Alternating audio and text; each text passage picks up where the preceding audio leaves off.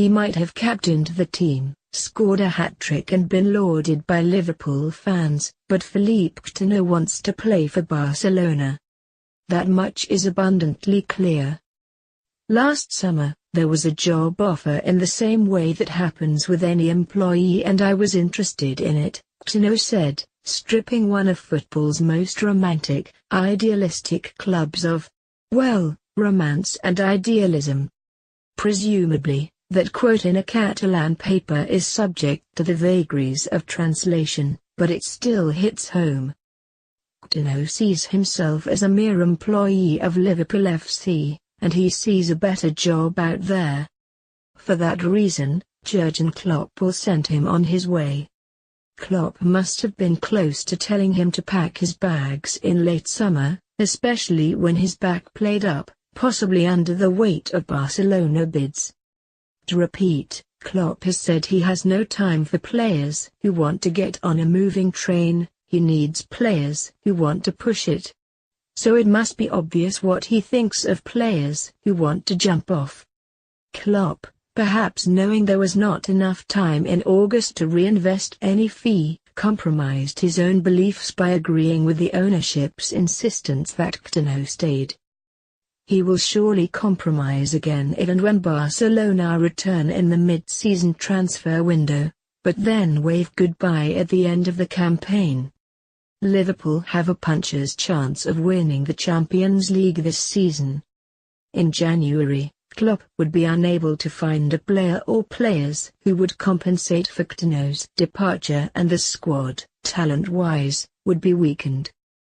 That should not be the case next summer, assuming Klopp gets whatever Barca eventually pay for Coutinho. And a lot more to reinvest. You can get a whole month of Britain's most loved newspaper free of charge, if you simply sign up for the tablet edition. The app, which automatically downloads the full paper to your tablet, is ready for you each morning. All new users can take advantage of a free 1-month trial. The offer is available on the iTunes Store, Google Play, Kindle Fire.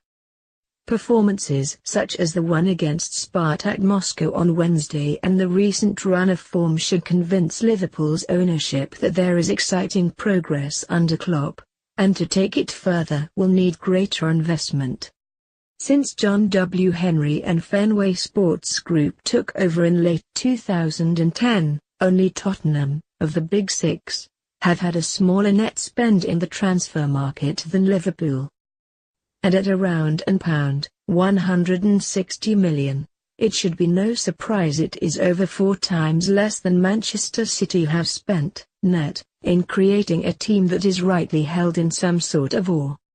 Of their last 11 games, City have lost 1 and won 10, one of those victories on penalties and only won by a 3-goal margin.